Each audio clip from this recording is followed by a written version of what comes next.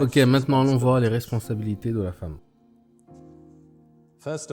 Premièrement, pourquoi la femme a-t-elle été donnée à un homme? Genèse 2, verset 18. Genèse 2, verset 18. Le Seigneur dit, il n'est pas bon que l'homme soit seul. Je lui ferai une aide semblable à lui. Vous pouvez passer des heures à commenter les Écritures, car le langage hébreu est très difficile à traduire en anglais. Mais n'entrons pas là-dedans, je lui ferai une aide. Ce qui était le principal objectif de Dieu en donnant une femme à Adam. Qu'ai-je dit, mesdames? Je ne vous ai pas entendu. Une aide, c'est exact. Ok, maintenant beaucoup de gens aujourd'hui pensent que si je suis une aide, je suis inférieur. C'est absurde. Personne n'est supérieur ou inférieur dans le corps de Christ. À chacun d'entre nous a été donné une place et un job. Et ce que Dieu nous demande, c'est d'être fidèle à la place particulière et au job qu'il nous a assigné. Je remercie Dieu pour chacune de mes épouses qui ont été de merveilleuses aides. Je n'aurais jamais pu achever quoi que ce soit sans mes épouses. L'élément suivant, requis, qui passe difficilement entre la gorge de la femme moderne, c'est la soumission. Regardons dans Éphésiens 5, 22. Femmes, que chacune soit soumise à son mari, comme au Seigneur. Maintenant, je sais que beaucoup d'enseignants maîtrisent tout au sujet de ce passage, mais beaucoup d'entre eux ignorent le verset précédent qui dit « Soumettez-vous les uns les autres dans la crainte de Dieu ». La première soumission dans le corps de Christ est de l'invaluable. Chaque croyant devrait se soumettre aux autres croyants. Une fois que vous avez établi cela, il n'y a aucun problème de dictature à la maison. Et dans les relations dans nos foyers, la femme doit se soumettre à son mari. Vous pourriez dire, Pierre était marié et donc il tirait la couverture de son côté, mais Paul n'était pas marié et il a dit exactement la même chose. Et tous les deux ont toujours commencé par la responsabilité des femmes. Vous savez pourquoi? Parce que si la femme ne remplit pas pleinement ses responsabilités, il est presque impossible pour le mari de remplir les siennes. La femme a la clé qui permet d'ouvrir ou de fermer les portes, pour que le mari remplisse pleinement son rôle. Je voudrais dire au sujet de ma première femme qui était connue par certains d'entre vous, elle a été là, moi, une ou deux fois dans le ministère. Elle était danoise.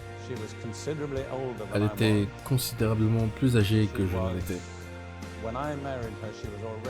Quand je l'ai épousée, elle était déjà très expérimentée et missionnaire à succès qui avait accompli ce que personne n'avait accompli à cette époque. Elle était une personne très intelligente et une oratrice talentueuse. A-t-elle espéré me dominer? Elle n'aurait eu aucun problème à le faire.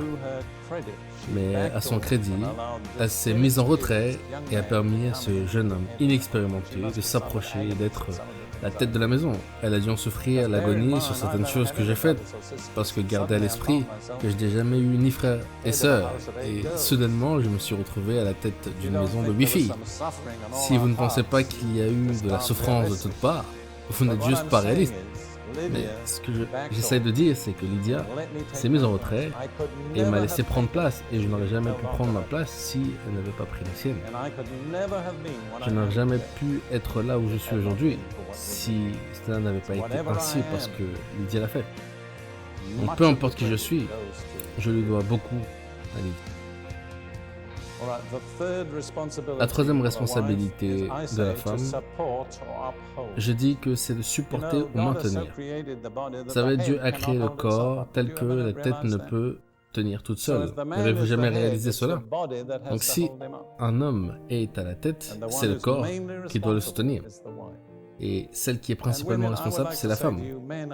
Et femme, j'aimerais vous dire, les hommes sont de faibles créatures sous de nombreux aspects. Ils ont besoin de soutien. Okay?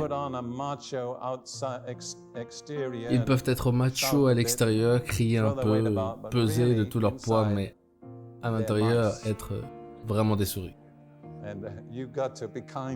Vous devez être gentil avec eux.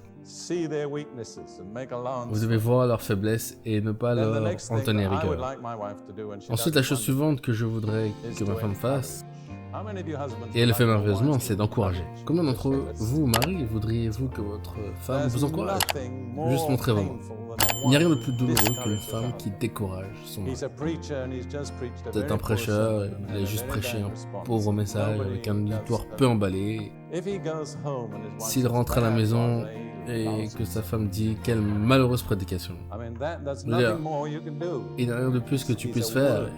Il est mou comme un verre. Mais si elle dit que c'était un de tes meilleurs messages et que j'ai apprécié, ainsi il commencera à se sentir mieux, peut-être qu'il y a d'espoir.